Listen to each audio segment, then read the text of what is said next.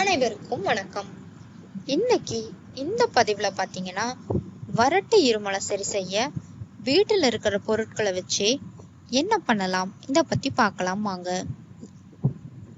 நிறைய பேருக்கு பாத்தீங்கன்னா சளி பிடிச்சு சளி சரியானால் கூட இந்த இருமல் சரியா போகாம ரொம்ப நாளைக்கு ரொம்பவே சிரமப்படுத்தும். வறட்டு இருமலா மாறி ரொம்ப கஷ்டப்படுத்தி எடுத்துருங்க.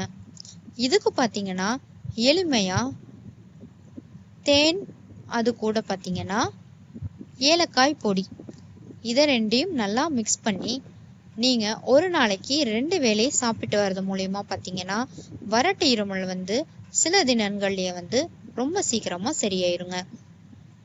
ஒருவேளை வறட்டு இருமல் கூட லேசா உங்களுக்கு சளி தொந்தரவும் இருந்ததுன்னா ஒருவேளை தேனோட மிளகு பொடி பண்ணி அதை எடுத்துக்கோங்க.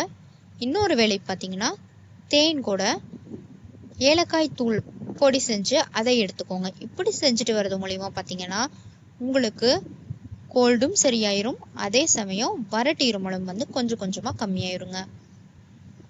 இதை நீங்களும் முயற்சி பண்ணி பாருங்க. இந்த பதிவு உங்களுக்கு ரொம்பவே உபயோகமானதா இருந்திருக்கும் நான் நம்புறேன். இதே மாதிரி வேறொரு உபயோகமான பதிவுல நான் உங்களை சந்திக்கிறேன். நம்ம சேனலை மறக்காம சப்ஸ்கிரைப் பண்ணிக்கோங்க. பக்கத்துல இருக்க பெல் ஐகானை பிரஸ் பண்ணிக்கோங்க.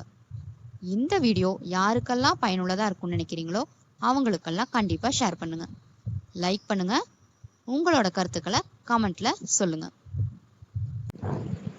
நன்றி. வாழ்க வளமுடன்.